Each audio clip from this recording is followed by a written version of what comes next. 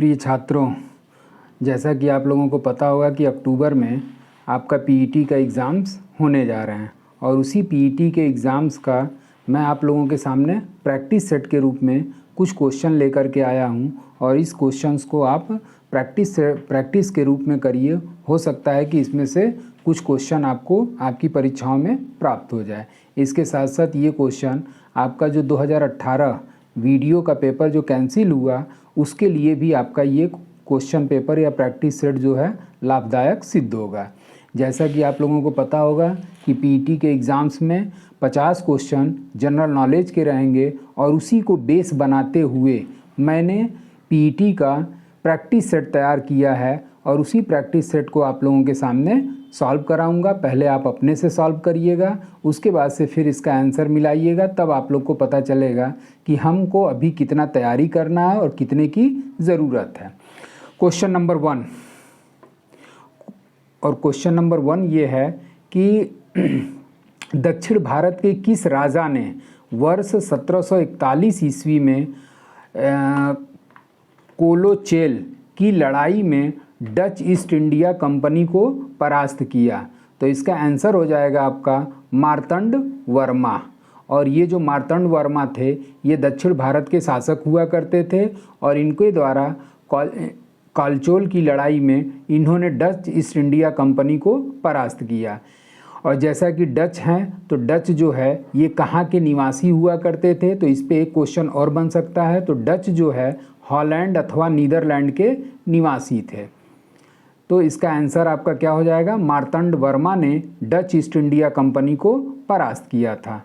Question number 2, Awadh की रियासत से उस प्रसिद्ध योद्धा बेगम का नाम क्या है जिन्होंने 1857 के विद्रोह में अंग्रेज़ों के साथ होने वाली लड़ाई में भाग लिया? तो इसका आंसर हो जाएगा आपका बेगम हजरत महल। जैसा कि आप लोगों को पता होगा कि 1857 का जो विद्रोह हुआ था उस 1857 के विद्रोह में अलग अलग जगहों से अलग अलग लोगों के द्वारा नेतृत्व किया गया और उसी जगहों में आपका अवध था और इस अवध या लखनऊ का नेतृत्व जो हुआ था वो अवध अथवा लखनऊ का जो नेतृत्व किया गया वो बेगम हजरत महल के द्वारा किया गया था। बेगम हजरत महल, और इन्होंने लखनऊ का नेतृत्व किया। इसके साथ साथ ये अवध के नवाब वाजिद अली शाह की बेगम थी, वाजिद अली शाह। और ये जो वाजिद अली शाह थे ये अवध के नवाब हुआ करते थे और इन्हें वाजिद अली शाह जो थे ये बेगम हजरत महल को महक परी कह करके पुकारते थे। अब अगला क्वेश्चन हम लोग आते हैं क्वेश्चन नंबर 3 और क्वेश्चन नंबर 3, मुगल वंश के पहले सम्राट बाबर ने अपने देशीय भाषा चगताई तुर्किक में अपनी आत्मकथा लिखा, इस पुस्तक का क्या नाम है? तो इसका आंसर हो जाएगा बाबर नामा। और ये बाबर नामा या इसी को तुजु के बाबरी के नाम से भी जाना जाता है, जो कि तुर्की भाषा में लिखी गई थी। और ये 2 शक्तिशाली हिंदू राज्य मेवाड़ और इसमें विजयनगर साम्राज्य का वर्णन प्राप्त होता है। तो बाबर ने अपनी आत्मकथा बाबर नामा लिखा था।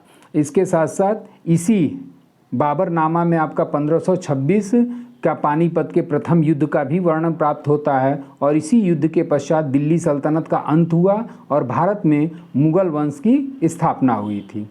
क्वेश्चन नंबर 4, राजा बिंबिसार के दरबार में उस प्रसिद्ध चिकित्सक का क्या नाम है?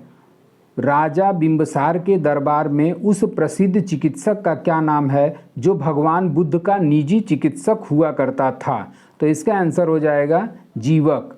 और ये जो जीवक था हर्यक वंशीय शासक, ये जो बिंबिसार है ये किस वंश का शासक था? तो ये हर्यक वंश का शासक था और इसी बिंबिसार के दरबार में जीवक नामक एक प्रसिद्ध चिकित्सक रहता था और इसी जीवक को बिंबिसार ने महात्मा बुद्ध की सेवा करने के लिए भेजा था। तो इसका आंसर हो गया जीवक।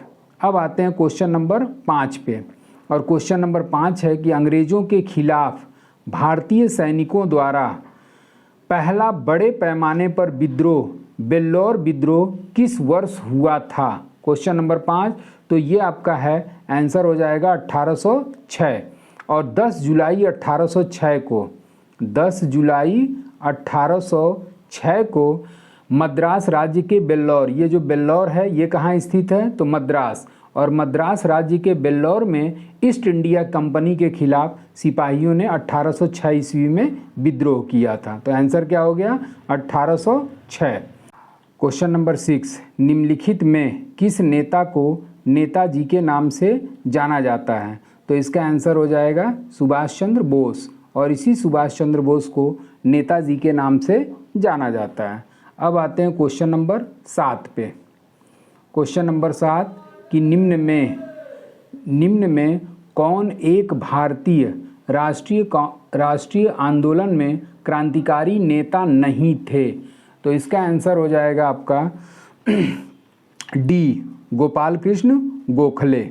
और ये जो गोपाल कृष्ण गोखले थे, ये गोपाल कृष्ण गोखले भारतीय राष्ट्रीय आंदोलन के क्रांतिकारी नेता के रूप में शामिल नहीं थे, जबकि चंद्रशेखर आज़ाद, सूर्य सेन, भगत सिंह ये सभी लोग एक क्रांतिकारी नेता के रूप में शामिल थे। और इनके द्वारा ये जो शामिल थे ये एचआरए, इनकी एक पार्टी हुआ करती थी एचआरए। और एचआरए से रिलेटेड क्वेश्चन आपका प्रीवियस ईयर के पेट की परीक्षा में क्वेश्चन पूछा हुआ है, जिसकी व्याख्या हमने दूसरे तरीके से, यही क्वेश्चन दूसरे तरीके से पूछा है। तो ये तीनों चंद्रशेखर आज़ाद, सूर्य सेन और भगत सिंह एचआरए एक पार्टी हुआ करती थी, उसी के ये लोग नेता थे। जबकि गोपाल कृष्ण गोखले जो थे ये क्रांतिकारी नेता के रूप में शामिल नहीं थे। एचआरए का फुल फॉर्म हमने पिछले वीडियो में बता दिया है, उसको आप लोग वहाँ से टेकअप कर लीजिएगा। अब आते हैं क्वेश्चन नंबर 8। 1917 में चंपारण सत्याग्रह किस राज्य में प्रारंभ किया गया? तो आंसर हो जाएगा आपका बिहार। और ये जो बिहार है, इसी बिहार के चंपारण जिले में गांधी जी ने अपना पहला आंदोलन भारत में शुरू किया था। और ये बिहार राज्य में स्थित है। और इस आंदोलन में गांधी जी ने चंपारण के किसानों के खिलाफ लड़ाई लड़ा था। और इसी चंपारण सत्याग्रह में गांधी जी को रविन्द्रनाथ टैगोर ने महात्मा शब्द से संबोधित किया था। अब आते हैं क्वेश्चन नंबर 9 पे। क्वेश्चन नंबर 9 ये है कि अंग्रेज़ों से आज़ादी के लिए लड़ रहे भारतीयों द्वारा उठाई गई शपथ कि वे सिर्फ भारतीय निर्मित सामानों, विशेष रूप से कपड़े का उपयोग करेंगे, को आंदोलन को कहा जाता है? तो इसका आंसर हो जाएगा स्वदेशी। और ये स्वदेशी तथा बहिष्कार आंदोलन के रूप में जाना जाता है, जो 1905 में शुरू हुआ था। और जब 1905 में बंगाल विभाजन हुआ, तो उसी बंगाल विभाजन के परिणाम स्वरूप आपका 1905 में स्वदेशी तथा बहिष्कार आंदोलन चलाया गया। और इस तरीके का जो उन्होंने शपथ है, स्टेटमेंट आप लोग देख रहे होंगे कि निर्मित सामानों को विशेष रूप से कपड़े का उपयोग करेंगे, इस आंदोलन को स्वदेशी आंदोलन के नाम से जाना जाता है। और यह सुझाव सर्वप्रथम कृष्ण कुमार मित्र के द्वारा दिया गया था। तो ये भी ध्यान रखिएगा कि इस प्रकार का सुझाव किसने दिया? तो कृष्ण कुमार मित्र द्वारा दिया गया। अब आते हैं क्वेश्चन नंबर 10 पे। और क्वेश्चन नंबर 10 ये है कि सिपाही विद्रोह किस वर्ष हुआ? तो आपका आंसर हो जाएगा 1857। और इसी सिपाही विद्रोह को गदर क्रांति के नाम से भी जाना जाता है, 1857 के विद्रोह के नाम से भी जाना जाता है। और इस 1857 के विद्रोह होने का मुख्य कारण था गाय और सूअर की चर्बी से बना जो एन्फेंट राइफल हुआ करती थी, जिसे दांत से खींच करके चलाना पड़ता था। और वही एक तरीके से 1857 की क्रांति का मुख्य कारण बना। अब आते हैं क्वेश्चन नंबर 11। और क्वेश्चन नंबर 11 ये है कि भूक्षरण में कौन से कारक योगदान देते हैं? तो इसका आंसर हो जाएगा डी। 11 का आंसर हो जाएगा डी। भूक्षरण का मतलब होता है मृदा अपरदन। और मृदा अपरदन का अर्थ होता है कि मृदा कणों को बाह्य कारकों जैसे वायु हो गया, जल हो गया, या फिर गुरुत्वीय खिंचाव हो गया, तो इन सारे बाह्य कारकों के माध्यम से जो भी पृथक हो जाती है मिट्टी, उसी को भू अपरदन के नाम से जाना जाता है। तो आंसर हो जाएगा निर्माण जैसी मानव गतिविधियां, पशुओं का अतिचारण, वर्षा और हवा। तो अभी हमने बताया कि भू अपरदन का प्रमुख कारक में वायु हो गया, जल हो गया, वर्षा हो गया, और इसी के कारण से भूक्षरण या आपका भू अपरदन की गतिविधियां होती हैं। अब आते हैं क्वेश्चन नंबर 12। औद्योगिक और पुष्पोत्पादन के लिए इनमें से किस क्षेत्र पर ध्यान केंद्रित नहीं किया जाता है? तो इसका आंसर हो जाएगा आपका बी। और ये संधारणीय मत्स्य पालन की कार्य प्रणालियों को बढ़ावा देना। औद्योगिकी और पुष्पोत्पादन के लिए किस क्षेत्र पर ध्यान केंद्रित नहीं किया जाता? तो बाकी आपके जो 3 ऑप्शन है उस 3 ऑप्शन पर पुष्पोत्पादन के लिए इन सारी चीज़ों पर ध्यान केंद्रित किया जाता है, जबकि मत्स्य पालन का संबंध आपका पुष्पोत्पादन से कुछ भी लेना देना नहीं है। अब आते हैं क्वेश्चन नंबर 13। सरफेस मल्चिंग निम्नलिखित में से किसका उदाहरण है? तो इसका आंसर हो जाएगा आपका सी, संसाधन संरक्षण तकनीकी। और सरफेस मल्चिंग संसाधन संरक्षण तकनीकी का यह एक प्रमुख उदाहरण माना जाता है, जिसके अंतर्गत भूमि के किसी क्षेत्र पर बिछाई जाने वाली सामग्री को मल्च कहते हैं। और उसी मल्च बिछाने का कई प्रयोजन होते हैं, जिसमें भूमि के नमी का संरक्षण होता है, भूमि के उर्वरा एवं स्वास्थ्य में वृद्धि की जाती है, खरपतवारों के वृद्धि को रोका जाता है और क्षेत्र के दृश्य सौंदर्य को बढ़ाया जाता है। तो सरफेस मल्चिंग निम्नलिखित में किसका उदाहरण है? तो संसाधन संरक्षण तकनीकों को बढ़ावा देना। अब आते हैं क्वेश्चन नंबर 14। बहुत अधिक सिंचाई और खराब जल निकासी का निम्नलिखित में क्या प्रभाव पड़ता है? तो इसका आंसर हो जाएगा डी। और वो डी आंसर जो होगा वो आपका डी में जैसे कि आपका पहला ये दिया है कि जल भराव, मृदा लवणता, तीसरा इसमें भूजल स्तर कृत्रिम से रूप से बढ़ जाता है, चौथा इससे पौधों की जड़ों को पर्याप्त ऑक्सीजन मिलने में रुकावट आती है। तो क्वेश्चन फिर एक बार रिपीट करिए कि बहुत अधिक सिंचाई और खराब जल निकासी का निम्नलिखित में से क्या प्रभाव पड़ता है? तो इसका आंसर आपका जल भराव है, या मृदा लवणता, या भू जल स्तर के रूप में बढ़ जाता है, पौधों के जड़ों को पर्याप्त ऑक्सीजन मिलने में रुकावट आती है। ये सभी इसके फैक्टर या इसके कारक हैं। तो यानी कि आंसर हो जाएगा 1, 2, 3, 4। अब आते हैं क्वेश्चन नंबर 15 पे कि निम्नलिखित में से किस मृदा की ढुलाई गुरुत्वाकर्षण द्वारा होती है? तो क्वेश्चन नंबर 15 का आंसर हो जाएगा हिमनद मृदा से। और इसी हिमनद मृदा की ढुलाई गुरुत्वाकर्षण द्वारा की जाती है। तो आंसर आपका हिमनद मृदा। अब आते हैं क्वेश्चन नंबर 16।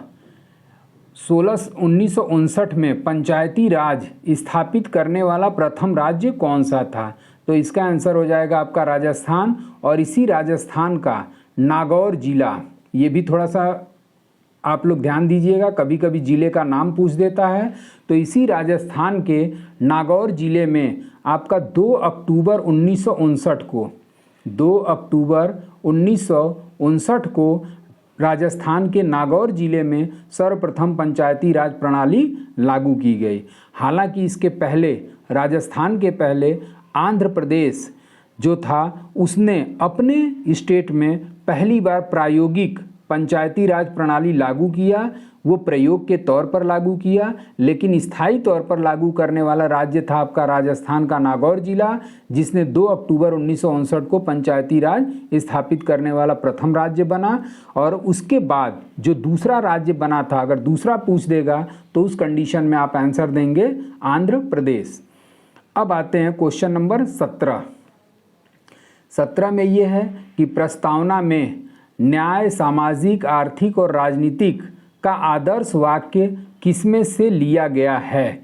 तो इसका आंसर हो जाएगा बी, रूसी क्रांति। और इसी रूसी क्रांति से प्रस्तावना में सामाजिक, आर्थिक और राजनीतिक न्याय की अवधारणा रूसी क्रांति से ली गई है। अब आते हैं क्वेश्चन नंबर 18। 1948 में संविधान सभा ने भाषाई प्रांत आयोग की नियुक्ति की, जिसका नेतृत्व किसके द्वारा किया गया? तो आंसर हो जाएगा आपका एस.के. धर।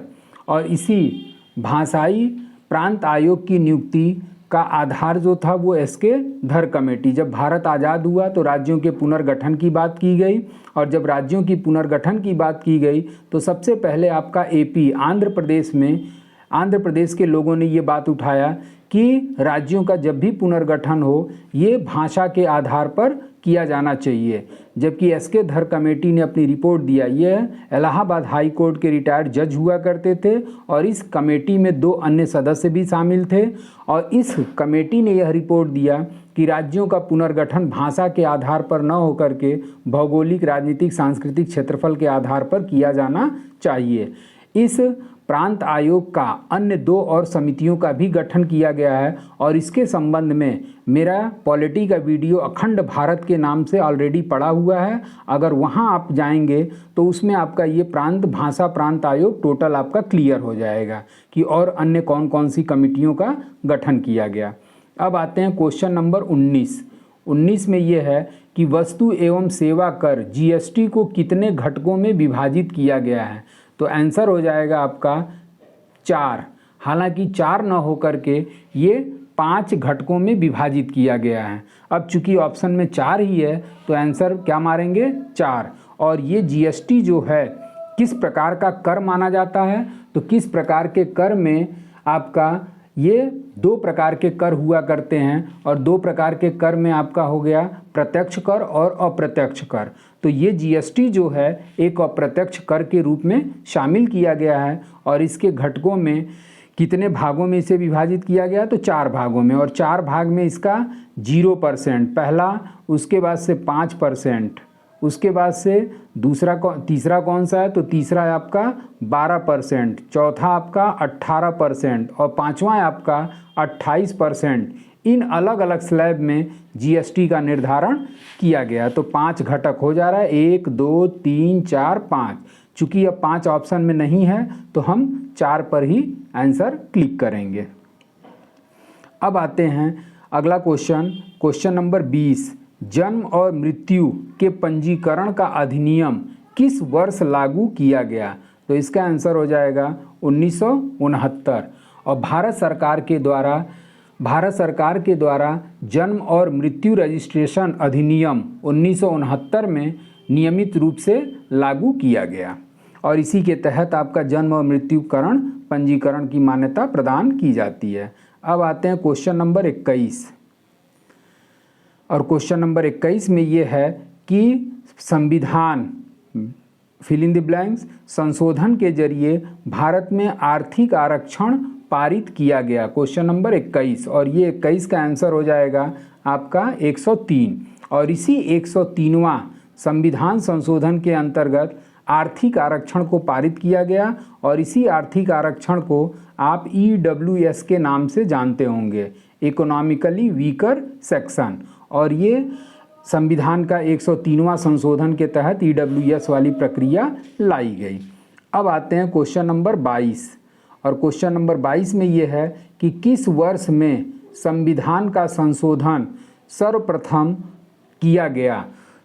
तो आपका प्रथम संविधान संशोधन 1951 में किया गया, और इसी प्रथम संविधान संशोधन के अंतर्गत आपका भारतीय संविधान में 9वीं अनुसूची जोड़ी गई थी। कौन सी अनुसूची? तो 9वीं अनुसूची। और इस 9वीं अनुसूची में किस चीज़ का उल्लेख मिलता है? तो इस 9वीं अनुसूची में भूमि सुधार संबंधी कानून का उल्लेख प्राप्त होता है। अब क्वेश्चन नंबर 23। और क्वेश्चन नंबर 23 में ये है कि स्वतंत्र भारत के उत्तर प्रदेश ब्रैकेट में दिया है विगत काल के संयुक्त प्रांत के पहले गवर्नर कौन थे? तो इसका आंसर हो जाएगा आपका HP मोदी। और ये जो था पहले उत्तर प्रदेश का प्राचीन नाम क्या हुआ करता था? तो उत्तर प्रदेश का प्राचीन नाम हुआ करता था संयुक्त प्रांत, और इसी संयुक्त प्रांत का नाम बदल करके किया गया आपका उत्तर प्रदेश 24 जनवरी 1950 को। अब HP मोदी जो थे उत्तर प्रदेश के प्रथम गवर्नर नियुक्त हुए थे और इनका कार्यकाल 1949 से लेकर के 1952 तक रहा। 1949 से लेकर के 1952। उसके बाद से अब अगला क्वेश्चन आता है क्वेश्चन नंबर 24। और क्वेश्चन नंबर 24 में कांग्रेस के नरम दल और गरम दल के समूहों के बीच विभाजित हो जाने के बाद निम्नलिखित में से किस नेता को भारतीय राष्ट्रीय कांग्रेस के नरम दल का भाग माना जाता है? तो आंसर हो जाएगा गोपाल कृष्ण गोखले। और ये जितने भी आपके नेता दिए गए हैं ये भारतीय राष्ट्रीय कांग्रेस के, ये सिर्फ गोपाल कृष्ण गोखले जो थे ये नरम दल के नेता थे और बाकी जितने लोग थे ये गरम दल के नेता के रूप में जाने जाते हैं। चूँकि जब बंगाल विभाजन हुआ तो उसी बंगाल विभाजन के परिणाम स्वरूप आपका कांग्रेस में मतभेद उत्पन्न हुआ और जब कांग्रेस में मतभेद उत्पन्न हुआ तो उसी मतभेद के परिणाम स्वरूप कांग्रेस नरम दल तथा गरम दल के रूप में विभाजित हो गई थी। क्वेश्चन नंबर 25 और क्वेश्चन नंबर 25 कि यदि कोई भी राजनीतिक दल मान्यता प्राप्त राज्य राजनीतिक दल बनना चाहता है तो उसे निम्नलिखित में क्या करना होगा? तो इसका आंसर हो जाएगा ए। किसी भी राजनीतिक दल को मान्यता प्राप्त दल बनने के लिए किसी विधानसभा आम चुनाव में कम से कम 6% वोट प्राप्त करना चाहिए अथवा और कम से कम 2 सीटें अगर वो प्राप्त करता है तो उसे राज्य स्तरीय दल की मान्यता निर्वाचन आयोग के द्वारा प्रदान की जाएगी। अब आते हैं क्वेश्चन नंबर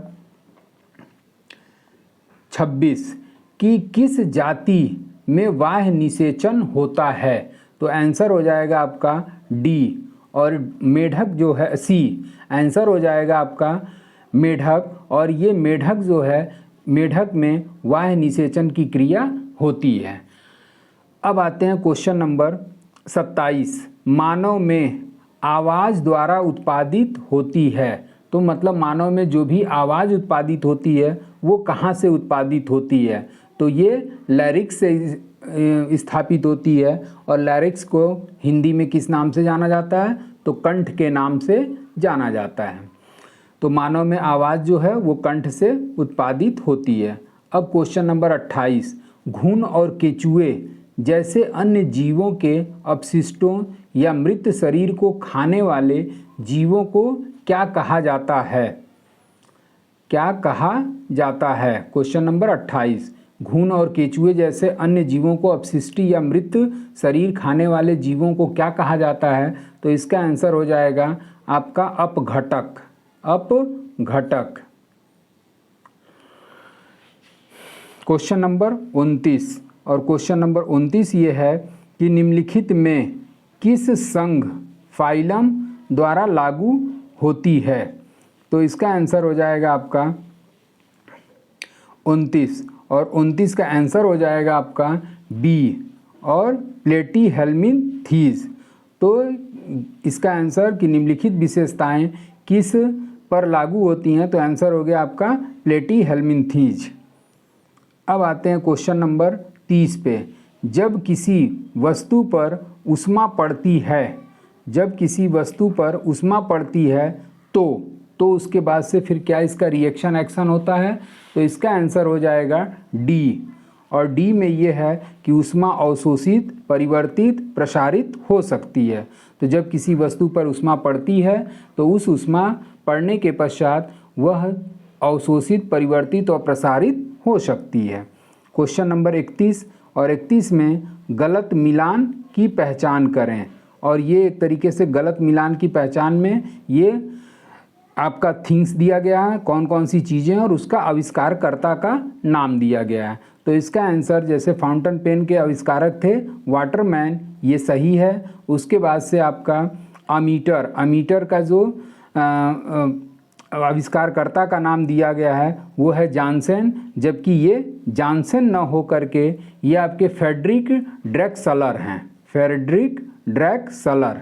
उसके वजह से बैरोमीटर के टेरिसोलिन हैं, उसके वजह से एनिमेशन के एमिल रेनोड हैं। तो ये दोनों सही है। और अमीटर का जो है ये जोड़ा आपका गलत है। एक बार फिर से मैं रिपीट कर दे रहा हूँ कि अमीटर का जो आविष्कारक है वो फ्रेडरिक ड्रैक्सलर हैं। अब आते हैं क्वेश्चन नंबर 32 पे। सही मिलान की पहचान कीजिए। और सही मिलान के पहचान में ये भी आपका एक तरीके से आविष्कारक से ही रिलेटेड क्वेश्चन है। तो सही मिलान में एक इसमें सही है और बाकी 3 क्या है, गलत है। तो ये जो आपका माइक्रोवेव ओवन है और इसके आविष्कारकर्ता पर्सी स्पेंसर, ये सही है और बाकी तीनों जो है ये आपका ऑप्शन गलत दिया हुआ है।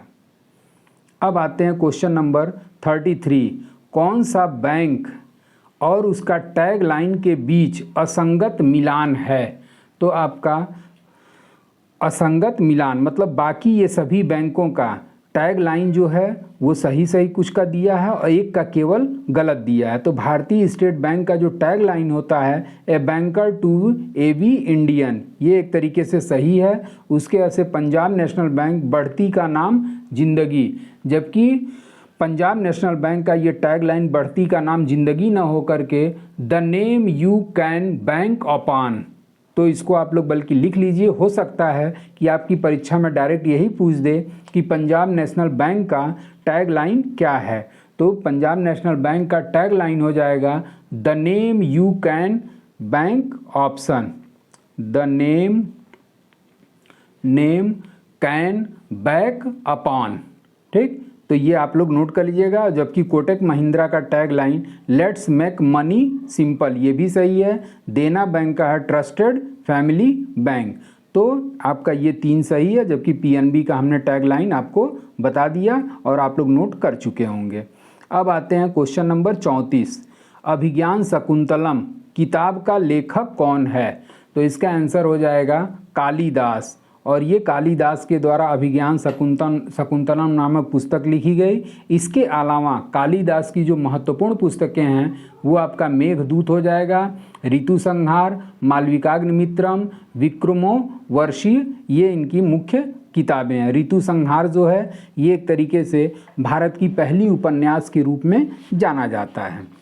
क्वेश्चन नंबर 35 और क्वेश्चन नंबर 35 में कौन से युग्म सही ढंग से मिलान नहीं खाते? तो आपका एक तरीके से ये किताबों का नाम है और इस किताबों के नाम में पुराने पत्रों का एक समूह, जवाहरलाल नेहरू, तो ये आपका सही है। उसके बाद से दूसरा आपका है समय का संक्षिप्त इतिहास, और ये समय का संक्षिप्त इतिहास जो है अल्बर्ट स्टीफन के द्वारा, अल्बर्ट आइंस्टीन के द्वारा न लिख करके ये स्टीफन हॉकिंग के द्वारा लिखा गया था। तो नोट कर लीजिए कि समय का संक्षिप्त इतिहास के लेखक कौन हैं। तो समय के संक्षिप्त इतिहास का लेखक जो हैं वो आपके हैं स्टीफन हॉकिंग। और बाकी आपका सी और D, mid summer night dream, ये भी इसके लेखक हैं। राजनीतिक अर्थव्यवस्था की आलोचना में योगदान कार्ल मार्क्स का ही ये है। Question number 36। भारत दुनिया में सबसे बड़ा फल उत्पादक है। मतलब विश्व में भारत जो है कौन सा फल उत्पादन में अपना स्थान रखता है? तो इसका आंसर हो जाएगा दूसरा। और विश्व में चीन जो है, चाइना जो है फल उत्पादन में अपना प्रथम स्थान रखता है, जबकि दूसरे स्थान पर आपका भारत है, तीसरे स्थान पर आपका ब्राज़ील है। अब आते हैं क्वेश्चन नंबर 37। श्रीमती एन राजन का संबंध निम्न में किस वाद्य यंत्र से है? तो एन राजन का जो संबंध है वो आपका वायलिन से है। और सितार से संबंधित आपके प्रमुख रविशंकर हो जाते हैं, जबकि तानपुरा से संबंधित जो वादक हैं वो आपके हो जाते हैं प्रकाश नायक। और बांसुरी का सबसे ज़्यादा मोस्ट इम्पॉर्टेंट आपका हो जाते हैं हरिप्रसाद चौरसिया।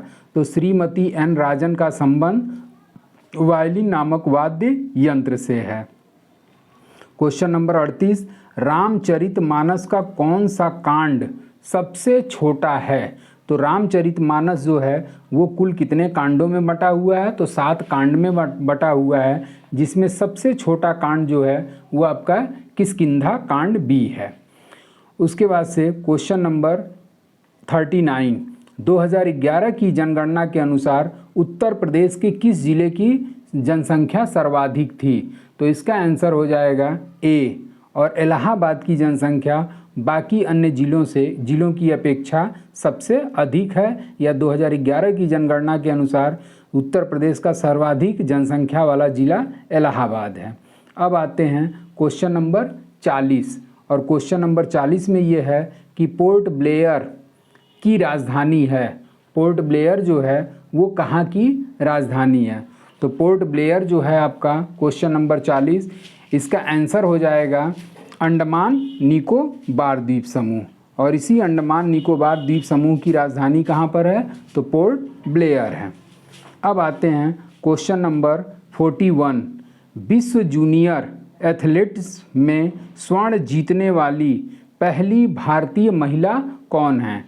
तो इसका आंसर हो जाएगा हिमा दास। और इसी हिमा दास के द्वारा 2018 में फिनलैंड में आयोजित की गई विश्व जूनियर एथलेटिक्स में 400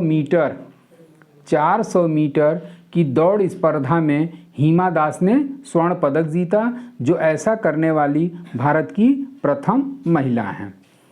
अब आते हैं क्वेश्चन नंबर 42 कि निम्नलिखित में से कौन सी दुनिया का सबसे ज़्यादा ऊंचाई वाला झरना है? तो इसका आंसर हो जाएगा आपका डी, एंजिल जलप्रपात। और ये एंजिल जलप्रपात जो है ये कहाँ पर स्थित है?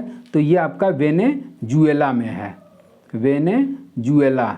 और ये वेनेजुएला में स्थित एंजिल जलप्रपात दुनिया का सबसे ऊंचाई वाला झरना है, जबकि भारत का सबसे ऊंचाई वाला झरना आपका गोरशप्पा झरना है।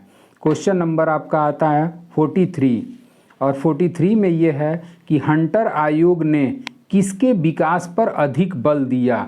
तो हंटर आयोग का मतलब हो गया हंटर कमीशन। और इसका आंसर हो जाएगा प्राथमिक शिक्षा।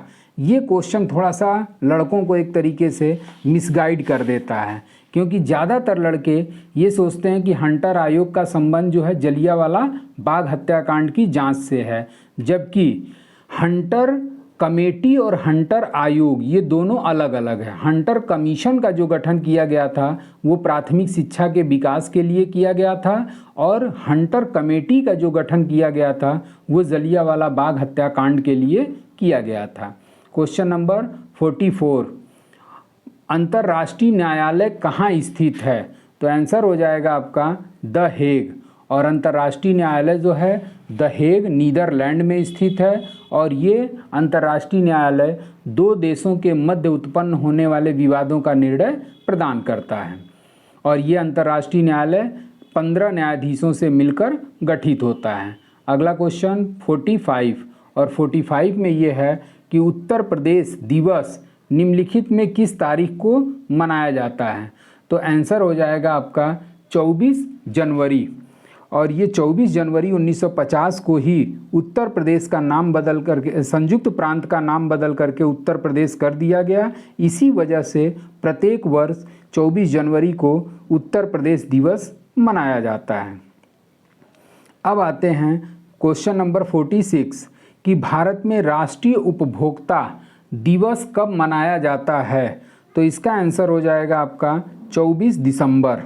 आंसर सी 24 दिसंबर। और 24 दिसंबर को राष्ट्रीय उपभोक्ता दिवस प्रत्येक वर्ष मनाया जाता है।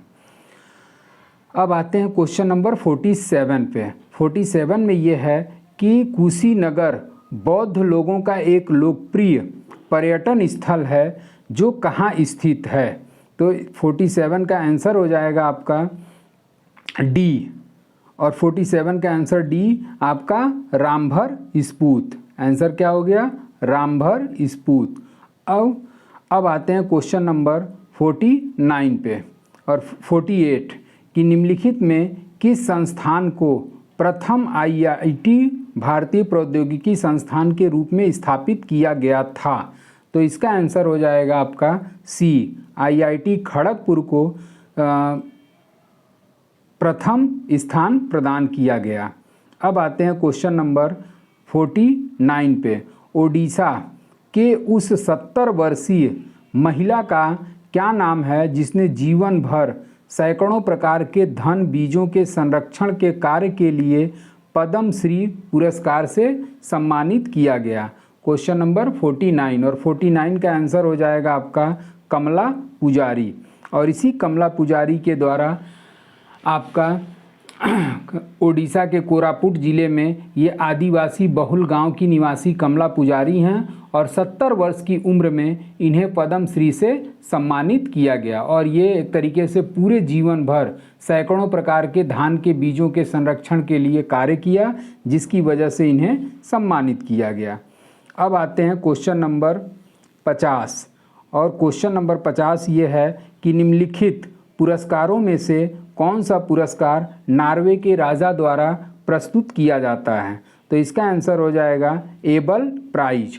और ये जो एबल प्राइज है ये नॉर्वेजियन गणितज्ञ सोफस ले द्वारा 1899 में ये प्रस्तावित किया गया था। कब किया गया था? 1899 ईस्वी में। और ये 1899 ईस्वी में प्रस्तावित किया गया, तो इसे गणित के क्षेत्र का नोबल पुरस्कार के रूप में जाना जाता है। और 1902 में स्वीडन और नॉर्वे के राजा आस्कर द्वितीय ने नोबल पुरस्कार के पूरक के लिए गणित के क्षेत्र में पुरस्कार देने की घोषणा किया, और इस गणित के क्षेत्र का सर्वोच्च पुरस्कार एबल पुरस्कार के रूप में जाना जाता है, जिसे गणित के क्षेत्र का नोबल पुरस्कार भी कहते हैं। तो इस तरीके से ये 50 क्वेश्चन का सेट आप लोगों के सामने हमने कंप्लीट कर दिया। और आने वाले समय में जब तक आपका पीईटी का एग्ज़ाम कंप्लीट नहीं हो जाता है, मैं इसी तरीके से आप लोगों के सामने प्रैक्टिस सेट के रूप में आपको हल कराता रहूँगा। उसके साथ साथ बहुत सारे बच्चों की ये डिमांड है कि सर एक क्रैश कोर्स के रूप में आप हिस्ट्री वगैरह के क्लासेस आप ले लीजिए, और कोशिश हमारी रहेगी कि वो भी हिस्ट्री के क्लासेस वगैरह क्रैश कोर्स के रूप में पीईटी को बेस बना करके क्रैश कोर्स के रूप में आपको क्लासेस प्रोवाइड कराऊँगा। आज के लिए बस इतना ही। Thank you so much.